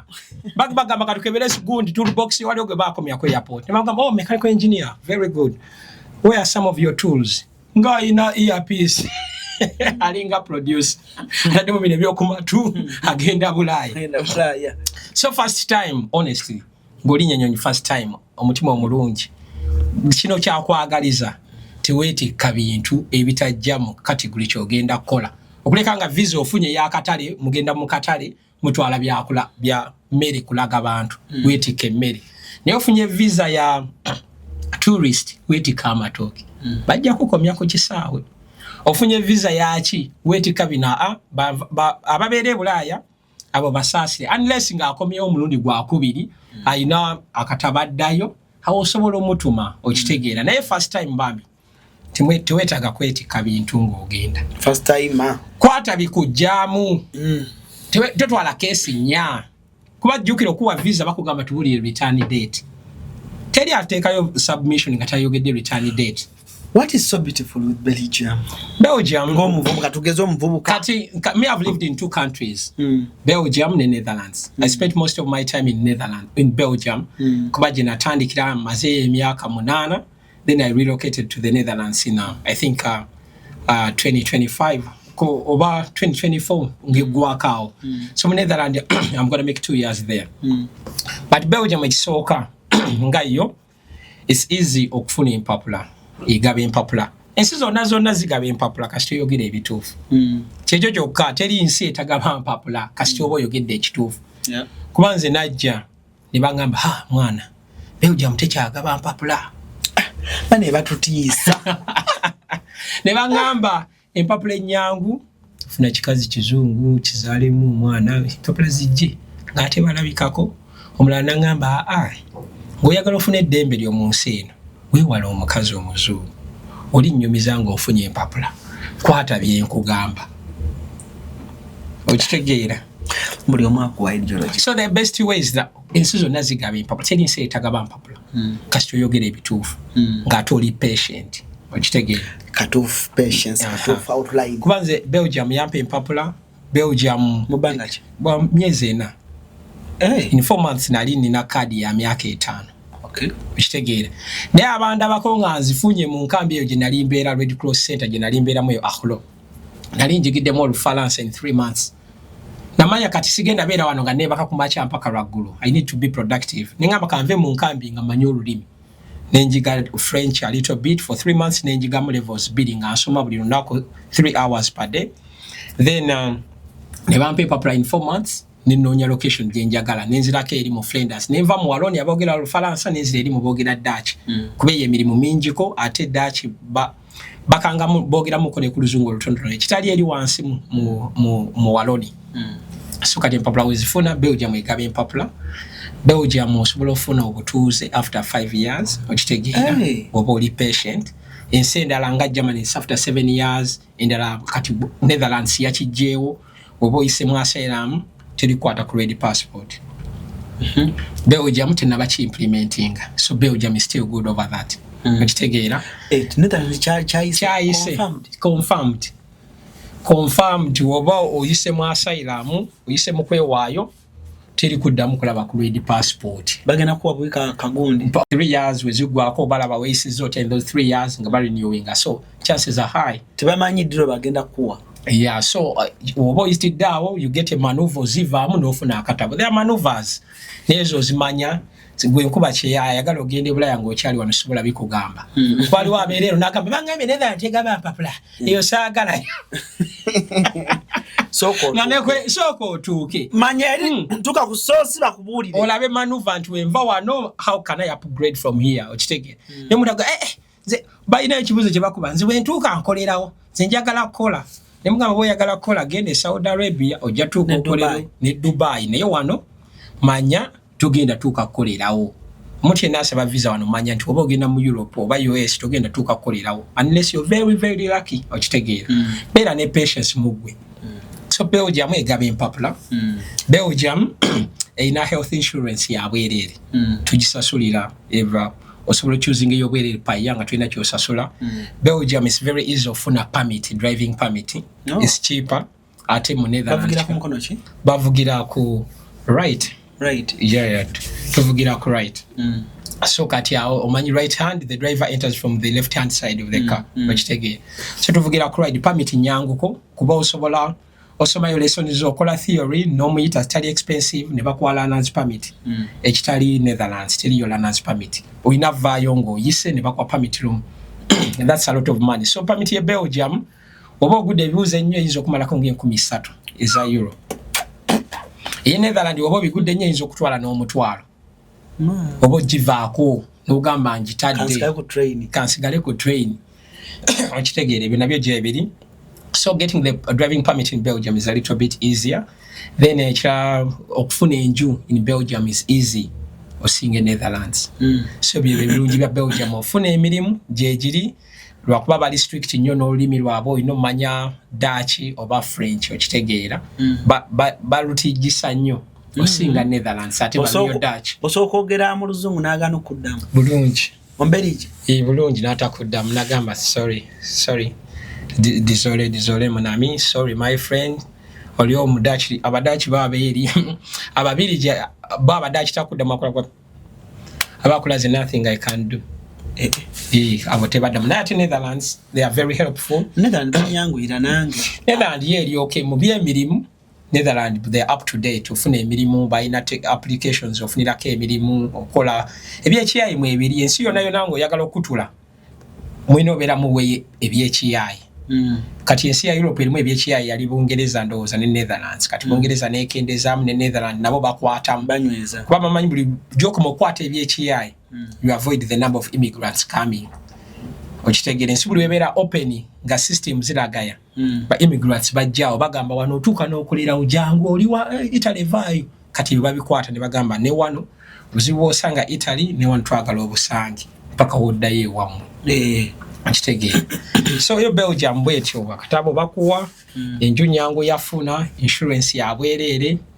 education bakusomesa mpaka ne Netherlands Netherlands you have it ogule modoka ya Belgium changu kawetha koke kamu kawetha te kale Netherlands nyogoga muko nnyo depending on some parts it's below sea level nati waliwo ne parts za Belgium ezinyogogo singa parts za Netherlands kati Brussels eyo nga yanyogoze odduka nga yanyogoze ogende eri mu Achlo abaliranye gundi Luxembourg nga wanyogoze odduka okitegeera nesinagwa like for to on sinagwa ne mumala naye ng'emyezi 3 nga tavudde ku ttaka eyo mu Achlo kati ate obeere no buludde no lwagundi northern part or Flanders sinotagwa nnyo the weather is better there ate abantu is you omuntu kasita obeera omulungi n'abantu babeera balungi okitegeera ala ni wenzija ne kujja mu studio ne ngamba osibyo otya sebo noddamu bulungi sebo osibyo otya tuba tufuuse abantu abalungi ne wenzija ne ntuula nawe n'ontunuulira tuba tufuuse abantu ababi. How heavy is the Belgian passport? Is to wait a Belgian passport? Passport kati passport yo nanzito obuzito bwa passport labantu weninyo nyonyi tebangana jingira bwe obuzito bwa passport sebo ndiwe njirinya ya Uganda tebatugana nayo lino gisabira visa manya simeka je lino sabira ko visa okitegeera ye Belgium oje Uganda osaba visa nebo ogenda Bungereza tosaba visa Schengen country tosaba visa okitegeera passport gwe kyobo manya gikwate omaye nti sidda musaba visa nga njagala genda Bulaya oba nga njagala genda America bwe buzito bwa passport gwata genda atalina minzani agenda gipimo ya buzito bwagala bwashi lazima kuba passport kyekuwera kyempa okitegeera obeera ne passport mwana gwozala abeera mubiriki obeera ne ya Netherlands abeera mu Netherlands mudachi what is it chicho tejusa ogenda sejusa because I got exposure okitegeera or civilized I became civilized in any way okitegeera chola abana bona bazalide Bulaya kubeera nava anene kyannemeso beera wano ebimwe byanzija wano kuzaalira abaana bange Bulaya okitegeera nagamba njagala nzaalira abaana nga seraliikirira nti taamu eddamu fees wa mmeka ekyo mukama nyambye enkifunye neraliikirira nti omwana nina omusombo omutwala ku ssomero naye ate fees ki that one is out kati ekyo sejjusa genda Bulaya having my children in Europe sejjusa ekyo si kyejjusa go mazima oli muvubuka muto ate oli mufumbo omuntu yandyebuuzizza kubanga mama Sevia mukwano gwange ate era ajja kugamba Cruise yakubye ekikopo Cruise yabagambye anti watulaba n'ogamba gwe oyagala obeere wagamba oyagala beera katumwa Siraamu bannange Tammy's Fashion Hub ebaleetedde engoye ennungi ez'omulembe nga za kisiraamu omuli jilbab, habaya, casual dresses, gym wear, office dresses, sako ne veils mu kkala n'ebika eby'enjawulo okuli cotton veils, chiffon veils, Turkish ne silk veils. Tammy's Fashion Hub yasazeewo n'okutuusa engoye z'abaana abateezi abasiraamu mu size n'ebika byonna era nga bw'ogula tuzikutuusako wonna w'oli mu ggwanga n'ebweru w'eggwanga. Okumanya ebisingawo tusangibwa ku Equatorial Mall edduuka namba 3 oba otukubire ku noti 787 noti 57 565 ne noti 756 255 553 ye Tammy's Fashion Hub abakutuusako engoye z'abasiraamu ez'omulembe. So tukyeyongerayo omuvubuka kuba kati njagala onnyumiza obulamu entering Europe ng'omuvubuka omuto toyina mukyala toyina mwana then obulamu bwanguwa butyanga toyina muntu yenna oba obulamu bukwanguyidde nnyo ng'ofunye omuntu koze ekintu ekyo kitutawanya nnyo. Kati ekintu ekisinga obuzibu mu Europe kiri kimu, the hardest sinafuna mpapula ekisinga obuzibu mu Europe is having a family ng'eri wamu nti taata ne maama bali wamu nti abaana balaba taata ne maama. That is the hardest thing in the diaspora oba Europe oba America. Kikisinga obuzibu si mpapula kuba ne banansi bazaalibwa balina empapula nebe basinga divorcinga okitegeera sigamba nti bazinoonya boogera olulimi lweru mu basomedde wamu be basinga divorce be basinga okwawukana. So ekintu ekisinga obuzibu mu Europe starting a family okitegeera. So kati ebintu ebyo biri very tricky kuba wotuuka mu Europe the questions come abaana kituufu nandi bazaalidde Uganda oba nandi bazaalidde Europe. Omukazi nali mufunye ku Europe wano omukazi nandi mulese Uganda oba kale omukazi kibaamu okitegeera osobola gamba nandi mu Europe oba wano ekyo kiri ambiguous kinene nnyo n'ekisinga obukulu abaana because waliwo confusion yesooka n'olaba abaana b'e Bulaaya engeri gye batuulamu n'ogamba yesinga nabazaalira Uganda okitegeera.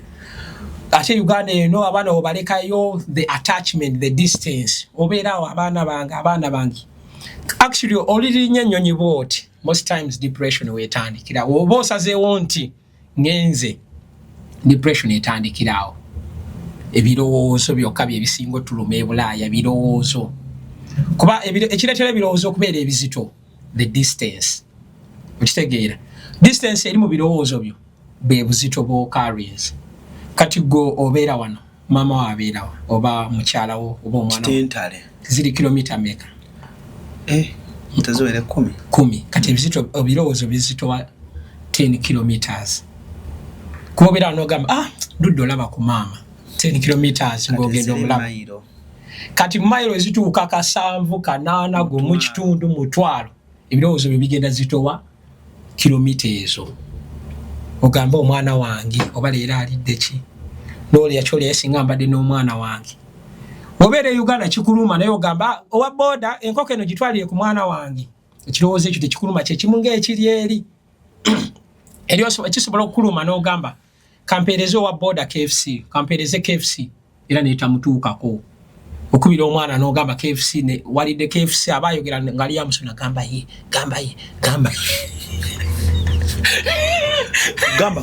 gamba walidde okitegeera kati kwegamba omutima ne gukuluma nti ka KFC nkalidde bwomu nekooweereza omwana waali takalidde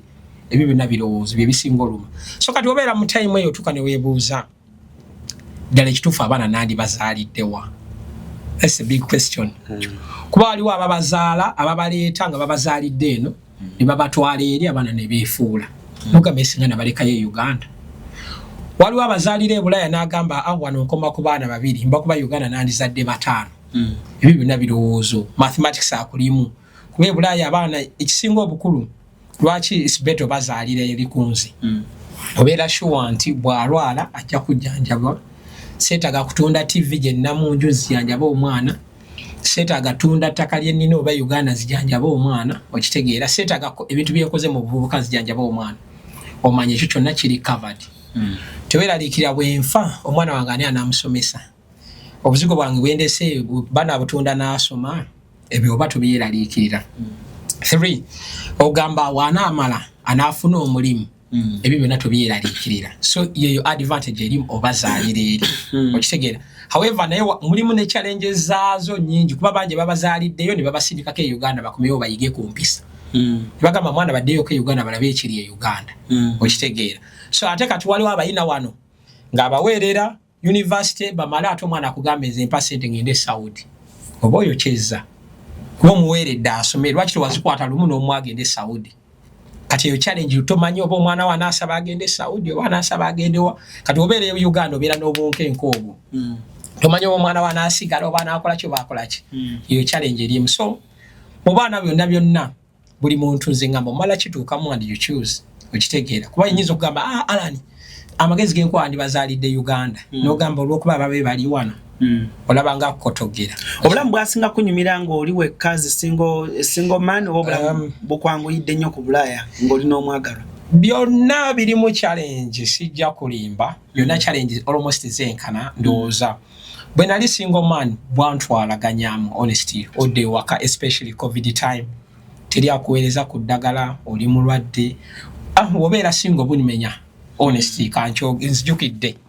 depression weziri awo ng'oli single oli mu kayumbako okomyewo otaddeko YouTube n'olaba otadde mu ntebe olayinze n'otekako kakakoko kajje mu fridge n'okabugumya okitegeera n'olinda alamu kuloko n'evuga n'ogenda n'okola toyina gw'oyogera naye toyina baana bikubuzaabuza it's all stressing okitegeera oba musajja mukulu toyina weweetereza wali okitegeera that's all stressing okitegeera jukira ojja ne principles zo ndi mugundi ndi mukatoliki ndi mulokole ndi mu kibino sibikola okitegeera Bulaaya kuteeka mulayi kati waliwo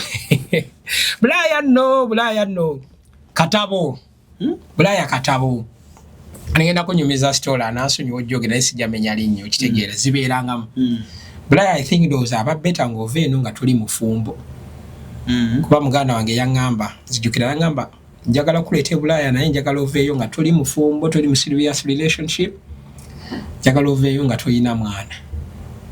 okitegeera yanzibirako kuba abafumbo olutuuka e Bulaaya eri engeri gye banyigamu kuba omufumbo oba omanyidde okwewa essanyu buli kiro tuuka e Bulaaya teri agenda likuwa n'okwata omwaka ogusooka ogwokubiri ogwokusatu tegusobola kukwata omwaka guwera guwera nonda ku geisha kati oli musiraamu geisha eddiini temukkiriza oli mulokole eddiini temukkiriza kati to break all those barriers nti eddiini tekkiriza kati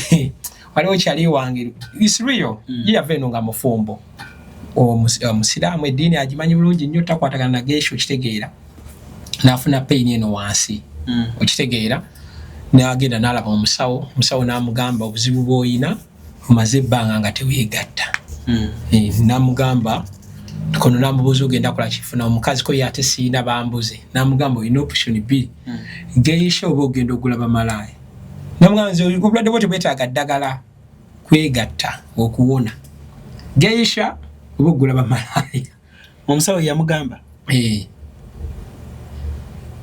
lyeddagala lyamuwadde eddiini temukkiriza kyokka byonna eddiini tebikkiriza kati akyalina ekirwadde kye kyamuluma namugamba ojja salawo gwomanyi kasita omusawo yakugambye ojja salawo gwomanyi so kati obeera omufumbo ng'omanyidde obulamu oba osula n'omuntu bibisumbuwamu obeera singo opambana obulamu osobola obunoonyanoonya ogendako mu festival ogendako wawe ogendako ofuneyo byonoonya festival ezo twakuba festival naye ngeri ovaayo wekka ovaayo bukko abazungu basobola omanya nti toli mu vibe zaabwe naawe ekiki abazungu ze nava eno Uganda nga n'omwenge sikombako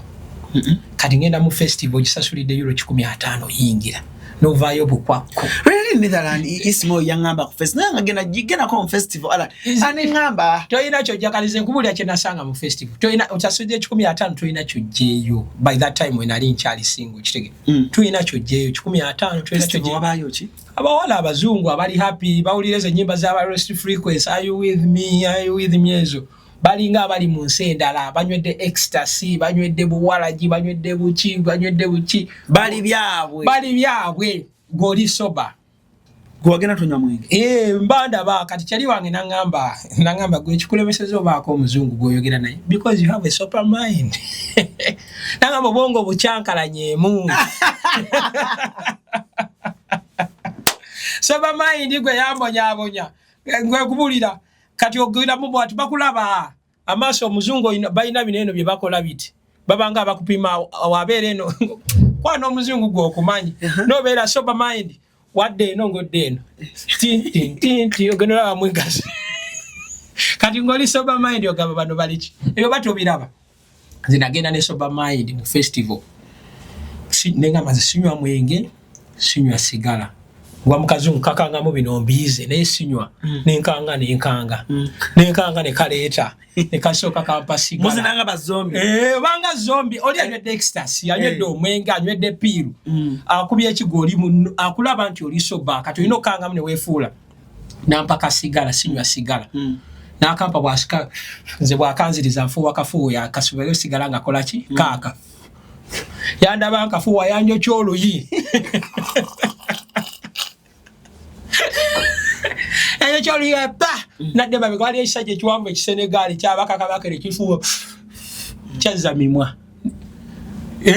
abo ne ba connecting naye nga zodda njeno ne ba connecting rawo mangu engamba I'm too sober for Europe kuvoro n'entandika mu bwayini bwange beera just tips waliwo connect there waliwo omuntu eyangamba oyingira mu zone nangamba ku Bulaaya ebintu bino wamanga omusiramu okwewala pooko kizibu sausage zonna ezisinga ono kandi asinga babikola mu gundi eyo ne baŋŋamba omwenge ne bwogenda wekanga otandise ogwo olina okugunywa ku birowoozo byayo n'eki ne vibe gy'oli mbagamba yo tusoba for Europe yo tusoba kati Netherland bakkiriza n'enjaga kyokka gwe otya wadde okunywa akenge onaagibeeramu otya kati gwe seriously wagenda n'omwenge toyagala te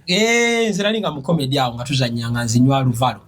ngera eba odali nga bagamba oyo wa aluvalo Mountain Dew aluvalo binywa tuuka eri nga bagamba oli soba natambula festival nenzikiriza kati we first time okunywako kawine what caused you okunywa kawine mbeere nnyingireko mu zone eri era festival ennyingira mu zone emimwa gyafuuka gyaliwewere ondabye mu viri nga nakwaraganye gyalookinze Europe sinamulaba sinalaba Europe bandi ndabye akatabo ka Europe nina side NB kakuwa obo kaagala Europe I've seen it Europe I've seen it all bilabye gwe ate waliwo time ze twatuukira kugambye hala ebintu ebimu by'ogamba bino muye yanjo kyoluyina amutwalo mu Senegal kati time etuuka njukira nali Belgium nga nakeewaayo okusabye empapula za Rainbow ne bakugamba inobera mu evidence okitegeera nogamba evidence njija propaganda alimba na Uganda eno bantu n'abazungu tojja kungamba nti oli kino tobeera mu bantu bano you have to look for your people n'otuuka wano eno katugeze ogenze mu Buganda ne bakugamba waliwo kapate k'abasoga oyinza okuganda okagendako bamanyi it is by nature olina okugendayo chokoze oli mu nsi muno maze mu mwaka mulamba otugamba oli musoke kyokka toyinayo wadde bujulizi okitegeera kale obe Uganda tebabikkiriza ate wano wetubikkiriza toyinayo wadde kafaananyi buzino pride toyinamu n'emu gy'ogenzeemu tunakukkiriza tutya okitegeera so kati tubeera awo tuli mu nkambi awo kyali wange yali mu Burkina Faso nangamba you're sleeping you think only your story will give you paper nangamba look for evidence katugenda mu balance simanyi nyingira obala bwalimu kati tunonya bukuba music mulungi tusanga akakuba music w'ekifirika tuyingiramu kumbe kaba musoke simanyi ingira boti oli musajja muddugavu bakulaba kati mu area eri oli musajja bo bakulabanga mukazi ko nabera mu kilabu kibibye kya kabine kiyitawo mwena ne muyitawo kitegeera ingira kilabu ne kyali wange anti abafirika babeera go n'abasajja babeera ko ne goni ingira ebisajja ne bintu tulundira bichi nengamba kiwana eno tuli awo tuzinazina ekyayi kijja kigamba nkwagadde kunza chukira bakutaddemu kiringana kati ekingamba kyachogera mu Lufaransa des yeux c'est très important. Eye contact is very very important. Chayogeranga nange nze tunulende kinkwata omutwe kingamba des yeux c'est très important. Tulina Burkina Faso abazungu betusanzeemu tumbe tuyingidde kilabu yaba musoke okitegeera bangamba ekyo ono kati Ufaransa nalisi nabaluyiga bulungi Burkina Faso nanga bakugambye the eye contact is very very important konza kuba omuzungu lumu eye contact ekiddako abayagala kulookinga mimwa ayagala eye contact omuzungu olugimu aboti oba musajja oba mukazi olugi maintaininga bo baagala kola ki oli mu kilabu batamidde n'engana n'enzira eri ne bakwata kyali wange useful mu Burkina Faso ayogera abantu eye contact omusajja aleeta kiss useful n'ateekayo omutwe ayina ekiwalaata ne bakuba kiss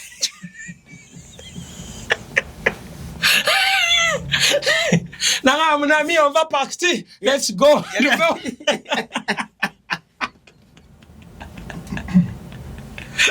Ate yali agamba ntwe sleeping. Nanga mano tuveo. So bula eri mu challenges. Byonna biga. At the end goal inakubeera ki? Mpapula. Kasi ofuna empapula you forget everything. Empapula kintu ky'amaanyi. Waliwo time gy'obeera mu n'olabanga biganye. N'ogamba obanzireyo obankola ekiyo kitegeera. Buli mbere wojibeeramu gamba kanjibeeremu ngamaze funa mpapula kyetume mu mutima siva Bulaaya gasobola kudda Bulaaya kyona kyeteekamu no matter the situation ojja malako nayo kuba ebintu ebyakugoba e Uganda n'ogamba Uganda ejukyeza seetaaga wano banange tebivangawo waliwo embeera Bulaaya nengamba naye Bulaaya this life is a scam kanzireko e Uganda nenzira nengamba ebyangobe e Uganda bikyaliwo nengamba ebyangobe Uganda choka muntu osobere Bulaaya n'ogamba ne banne no giving up Bulaaya banja batuukayo n'olaba it is a scam n'ogamba this life alamuva alamu clock kitege omusamo omutuufu omumanyira no ku bintu bibiri alamu clock esimu y'omusamo obikulanga alamu clock setting abeera neyo ku 12 ey'omunaana ogw'ekiro ina mmeka mpaka lunaku lamba luli ku alamu clock okitegeera n'ogamba buno bulamu ki omusamo omutuufu omulabira ku bigere bino kuno kuba kwazimba kuno bakolera mu safety shoes tokuba boxing nga tulina safety shoe katoli abeera professional abayikozesa bokabo nga bajjojo bekozesa biki alamu clock zaabwe zijjudde kuliko ey'omusawo kuliko eya client what zonna abalabira ku alamu clock bana abatali professional abatana basoma kuddayo ku upgradinga bakola warehouse dishwashing abo bonna balina okwambala asgondi safety shoe ilo omusamo omutuufu omulabira ku alarm clock ne butozi buno buba bwakaluba safety shoe erimu ekyuma ekikaluba ekyo your toes have to be well protected kitegeera oyogena nga weetegese kiwinta kikubya depression depression moments ezo zibeeramu sama nno kale sama kale era winter kati waliwo ebintu ebimu byotamanya fenga abaddugavu nze waliwo enatuuka nempulira bubi nnyo okitegeera nga nakagenda I think like the first 3 years kuba kati nze nakizuula every after 3 years nga ndi Bulaaya going to depression nkikkiriza every after 3 years depression erina engeri gyesikamu nembeera homesick nembeera ki so for all the time I've been there every after 3 years mbadde nga nzija 3 years nzija 1 week 2 weeks omala emyaka esatu nga tolinye wano naye bwegigenda okuwera esatu kati gwobonga mpulira bukyankalanye naye kati ate gwe kankubuuza ekibuuzo buli kinyagala obuuza abantu Ken oyina akatabo bulungi osotambulanga bw'oyagala bulungi kyekigaana okujjako e Kampala buli mwaka kale omundi gumugu nze kale buli mwaka nze okumpuuba mu nnyonyi ebyo sibyagala nnyo olugendo oluwanvu nobeera I need to enter hours 5 7 8 I need to forget the journey okitegeera obeera ku nnyonyi wali eri nga buli omu eriso liraga kyolowooza kyendowooza obeera ku nnyonyi nga bolugotunulya buli omu agamba kyolowooza kyendowooza ngololowooza bwegwa bangi babeerako ng'omulaba yeegumiza abazungu bo bagezi bamira obukerende obwo bupills anxiety relief kati fe abaddugavu tumanyi omuzungu yenyenyedde n'ennyonyi lwononyoyo okwata seatbelt bwati ng'omuzungu ali mutulo aba yamize kakerenda anxiety sleep kati gwe baba tobiriiko ebyo otunuulira eriso ly'omuntu ng'agamba kyendowooza kuba beebase ne bakubamu ne bagamba akadeni kawe tutu omuntu alwanira obusipi n'agwanire bakanula amaaso bati n'ogamba kyolooza but it won't happen mukikola mutya nze bamanyi omuntu afunye akataba agenda tambulansi yonna yegazaanya agendeko mu America n'okujja oluusi kibeera expensive kale waliyo tiketi ezaalayiso okitegeera but it depends on what you want okitegeera ne Uganda ina challenges zaayo kati mulimu ebintu byoba tomanyidde kati teri kizibu nga kubeera na katabo kuba tomanya woogwa okitegeera woba olina akatabo you don't know where you belong bolooza Uganda bolooza Europe olujja Uganda kugamba naye Uganda sikisobola ngodda mu Europe sikisobola kanzireke Uganda akatabo ina kama kati obeera oti immigrant yenna abeera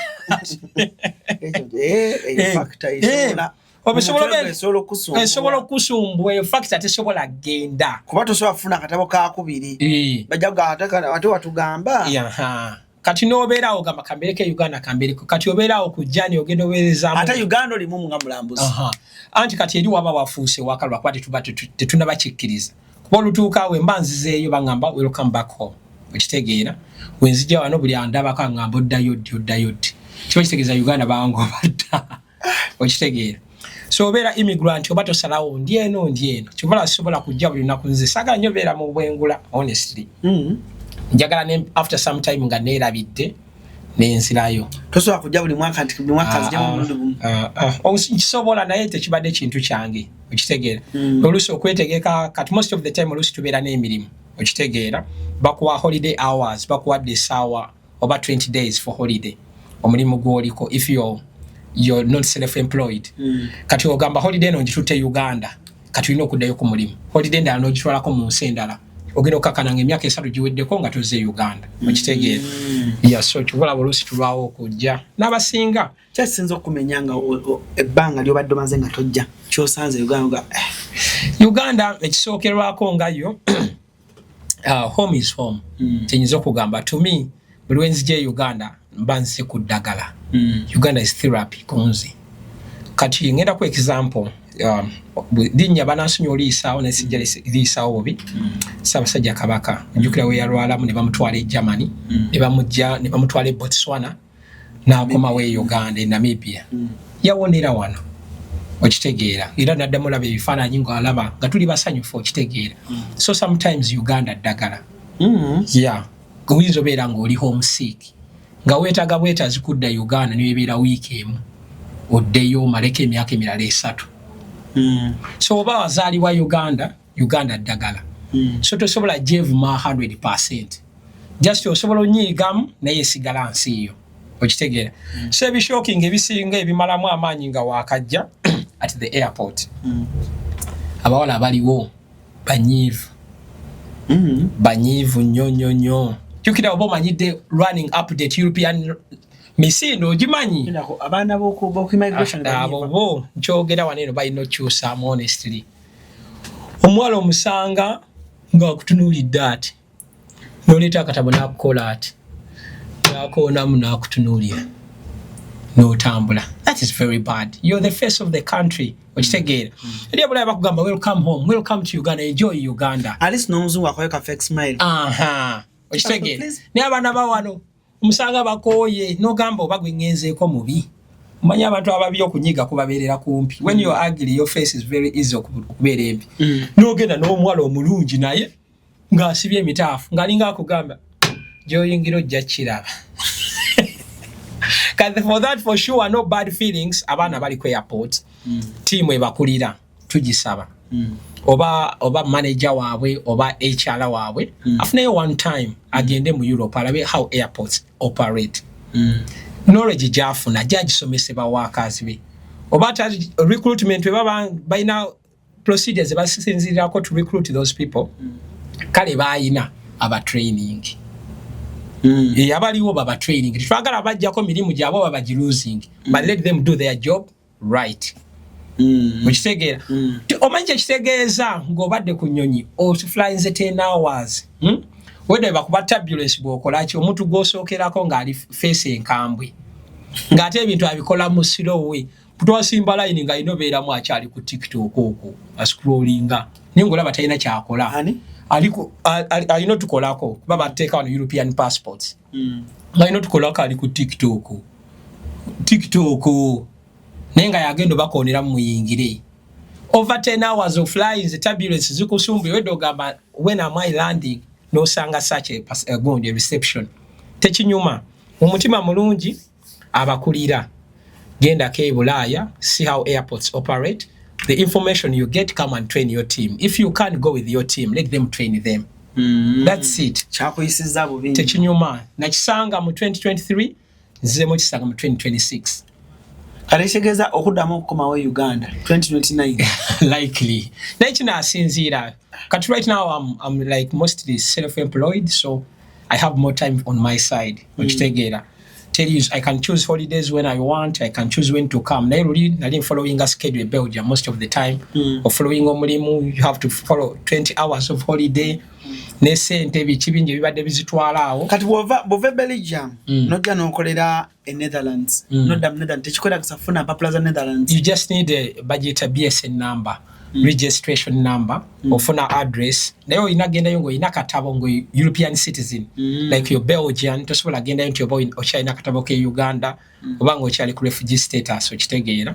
ogendayo ng'olina akatabo lyakuwa buli address w'oli city hall neekuwa enamba ekukkiriza okukola then the rest you follow the rules so what ogira say Uganda gweche kyakujja Belgium muga kangere Netherlands family yange mukyala wange namusanga ali Belgium good Netherlands ate nge Belgium ena abawala tebaliyo nnyo abana Uganda naye nga nasoma mu math nkandaba obulamu obutandika n'omukazi omuzungu tekijja kunkolera bonna mikwano gyange gibadde n'abakazi abazungu bagenda oweza emyaka 4 nga bali singo nga balina obutabo balina enjwe nene balina buli kimu nga bali singo babaleseewo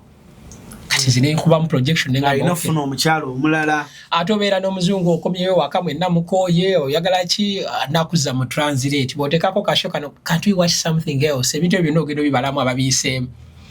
njagala netekako show yagala mwachinga ekintu ekibagatta ate yatekako kya lulimi lwe oba Dutch n'omugamba naye semwe nagamba but you live in Belgium you need to learn Dutch nakumala gendo labanga byonna kubeera frustrated senesa ofuna omukyala muna Uganda musobola bamoti wamwe ne kapale nga tubitegeera so ebyo bennyini n'okusalawo nti tuzze Uganda tusalawo mangu tuzze gundi tusalawo mangu tikiseera kituuse tudde Uganda tusobola osalawo fembi tugamba tutwala abaana oba tubalekeyo you can decide kuba tulina gye tuva naye omuntu ali wali eri tomanyi agamba nze abaana bange basigala wano okitegeera ne mulwanira ekyo kumala 5 years mpaka woosalawo okujja okitegeera so byonna byonna nabitunulamu ne ngamba okay so omukyala ne mufune Netherlands okubalamu benefits ebyokukola biki ebyekiyaye okuyitawo amangu nga Netherlands ekiguso singa Belgium so that's why twabibalamu ne bitunulamu byonna nga Netherlands was better so omukyala mutuuze we Netherlands omutana bafuna butuuze as such okitegeera naye nga procedure ejja kuba naye nga asobola okujja Uganda n'addayo yes kyekisinga balira abaana bammwe obulamu twebalirawo ebityo ekyo ekintu kirungi nga bw'okyogedde kirungi nnyo balira omwana obulamu ekyo kyonna kyonna nti gw'omanyira nti weetaaga kati abaana boogera nnimi ki zonna oluzungu boogera oluzungu balutegeera boogera Dutch n'oluganda baluwulira bulungi nnyo so nfuba kati engeri wenina abaana kati njagala ofuba olaba nga mbaleeta nnyo bayiga oluganda Do you want to do stand-up comedy again? Anti kati olusi kikusika mu mutima ngera womanyi kiringa bwokola ku TV aliwo obulya n'ogamba kitadde kira mu mutima amaje sajja wange Ibrahim mulaba ngera afanye time yakantu bange profession ye kikusika so kati most of the time I'm doing MCing on events era wanja mu show ya Maddox nakulengera so mbera MC awo ne tukyaza Shiba Belgium ne mbera MC Lydia Jasmine Najja ne mbera MC okitegeera am MCing kati naye kyayagala okuddayo kuba kati ate wenazze waneno ne bangamba okuva iwavaawo waleka eddibu ddene stand up wamutulekera we miss your style nsobola oyisaamu naye visa gye bampadde bangambye not accepted to work so ye visa gyenne ye Uganda only tourist no working katoli muna Uganda I'm a former Ugandan Ako fasi ukategede kabawe kokako bana ebitewunyisa omuntu nava anonga muna Uganda nagende Belgium and former Ugandan era mbira nga neraliike esinga abasajja be Uganda tebanyima visa osobola ginyima nefiireeyo mba ndi home sick baginyima how am I gonna good abe Uganda seo bagimma kwegeza owanike ekikonde kale bigambe ebisinga Lashmax eri abaana abavubuka buli nga ine yali yayina ekiroto bambi oba eri awe ekitambula musajjange fra musajja wange Jose so last remarks zensobola wa buli muntu ali eyo nti oba osazeewo ogenda Uganda Bulaaya ekyakugobe Uganda kikyaliwo ekyakugobe oba osazeewo ogenda Bulaaya ekyakugobe Uganda kikyaliwo tekivangawo so bw'otuukayo togamba Bulaaya ngaanyiga Bulaaya ngaatama okitegeera olaba the urge gye wagamba Mukama yesinga nfuna visa eno gikozesa ogambe Mukama nsaba nfuna empapula nga nsobola okugenda Uganda n'enzira kyakugobe Uganda kikyaliwo ate kinene kikanudde amaaso weekiri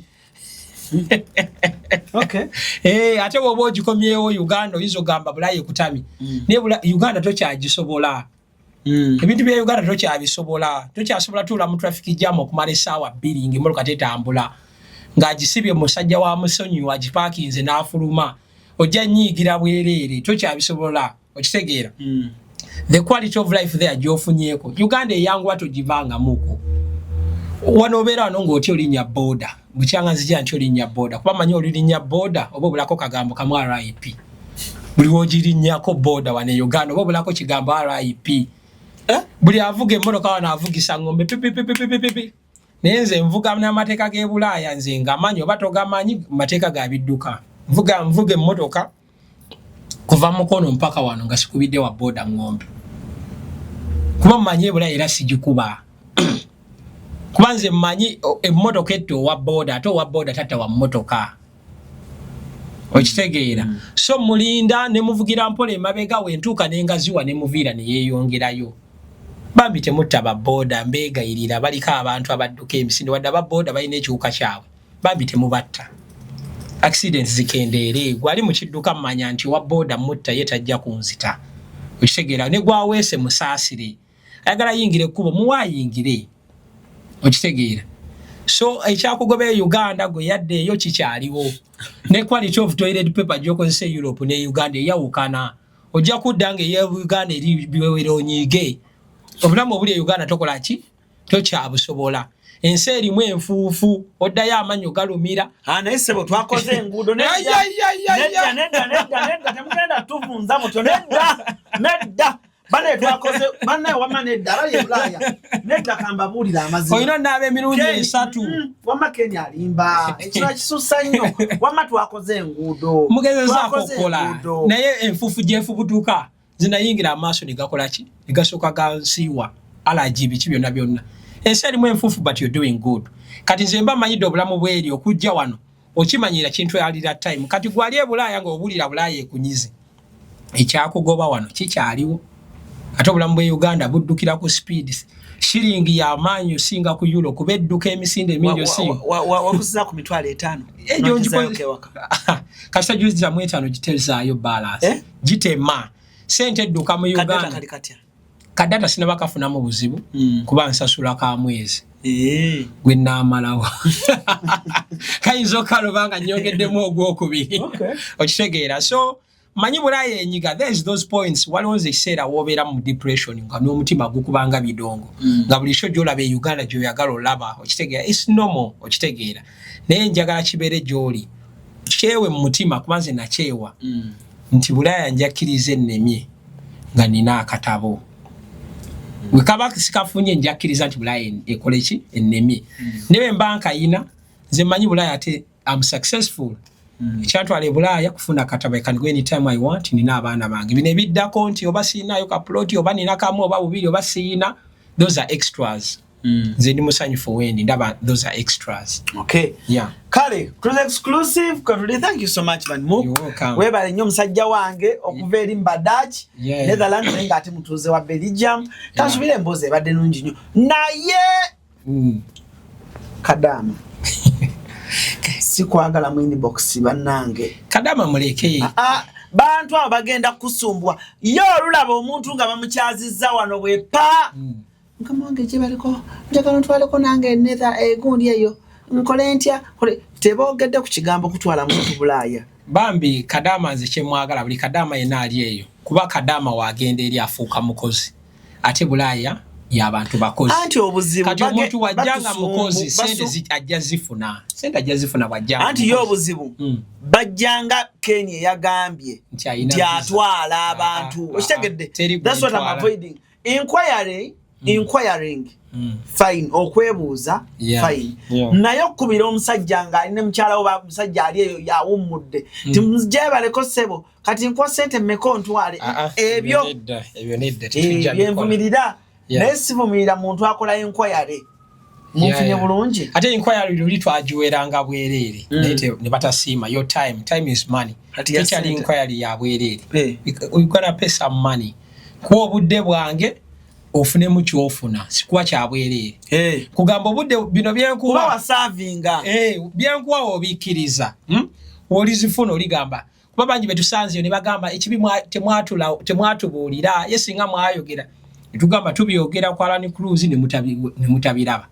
ensonga tuzirambulwa ne mutaziraba okitegeera so gwali eyo katoyagala gamba yesinga mwangamba inquiry wa consultation you were in with money okitegeera lwaki mugamba consultation nungi enzobeera ngo gamba ku Netherlands ne Belgium oba ne Germany ngendewa it's a big question okitegeera nzokujja ne kugamba jangwe Belgium oba jangu wano okitegeera nongamba Canada ne gundi ngendewa ne kugamba ngenda wano naye obudde bwange ne byengenda okugamba kati luli nabirimbi gabira bwereere naye abantu bafuuka abantu consultation ya sente kale wetuli ku TikTok okosa position TikTok nakajigendako nakusanga wangambo bera ku YouTube mbera ku YouTube TikTok nagitia for addiction okitegeera naye kati nagigendako kozesa Ken Van Mook senior kuba ba junior bajja kujja Ken Van Mook eri nyanzali inanze kama Uganda ne Bulaya kati ndiwandisiza ku show yo wano show yo ya amani sisu kawa na ladies and gentlemen for now musebulungi wensibo kasiye breeders emitiyana gwino kweyuna wiguliye nteze ez'olulyo okuva mu Kasirye breeders emitiyana buno bugagga bwansibo bayina ente z'amata olulyo omuli Holstein Friesian, German Fleckview, Ayrshire, Gansi, Jose, Giriranda okuva Brazil amatogedde kufuna lita za 25 ku lita za 36 olunaku era be bayina ente z'olulyo mu Eastern Central Africa ezimanyiddwa nga the milking gear zino no zikuwa lita 6 olunaku wenogera ensimbi nga weegulira ente z'olulyo okuva mu Kasirye breeders emitiyana tusomesa ennunda y'ente z'amata n'ofuna ensimbi kiralo bakobereko 0756863938 bakyali ku mitimbagano gyonna ku TikTok, YouTube beba Kasirye breeders emitiyana.